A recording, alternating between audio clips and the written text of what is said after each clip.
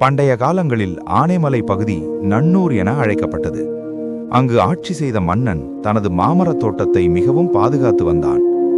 அந்த தோட்டத்திலிருந்து பழம் பறிப்பவர்களுக்கு கடுமையான தண்டனை விதிக்கப்பட்டது. அந்த நாட்டின் படைத்தளபதி கோசரின் மகள் சயனி அழகும் நற்குணமும் கொண்டவள். கோசர் தனது மகளுக்கு வீரமான மகிழன் என்பவரை திருமணம் செய்து வைத்தார். திருமணத்திற்கு பிறகு இருவரின் வாழ்க்கை மகிழ்ச்சியாக சென்றது. சில நாட்களில் சயனி கர்ப்பமாக ஆனாள். 8வது மாதத்தில் சயனியை தன் வீட்டிற்கு அழைத்துச் சென்ற கோசர் அவள் விருப்பத்திற்காக பலவிதமான மாம்பழங்களை வாங்கிக் கொடுத்தார்.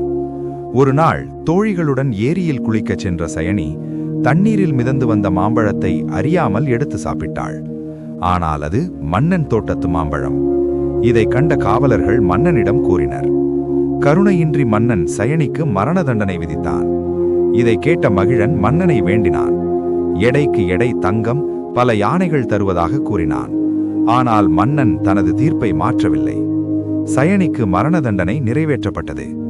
மனைவியை இழந்த துயரில் மகிழன் மன்னனை கொன்று தானும் உயிர் துறந்தான். மகளின் மரணத்தை தாங்க முடியாத கோசரும் தற்கொலை செய்தார். அதன்பின் அந்த ஊரில் மழை பெய்யாமல் மக்கள் அவதிப்பட்டனர்.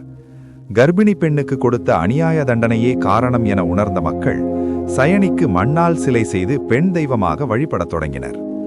அதிசயமாக மழை பெய்து ஊர் செழுமை அடைந்தது. அநியாயத்தால் உயிரிழந்த சயனி இன்று நீதியின் தெய்வமாக மக்களை காக்கும் மாசாணியம்மனாக அருள் பாலிக்கிறாள். பிள்ளை பேறு வேண்டுவோர் மனமாற வேண்டினால் பிள்ளை பேறு கிடைக்கும். மிளகாய் அரைத்து அம்மன் மீது பூசி வேண்டினால் நினைத்த காரியம் நிறைவேறும் என பக்தர்கள் நம்புகின்றனர்.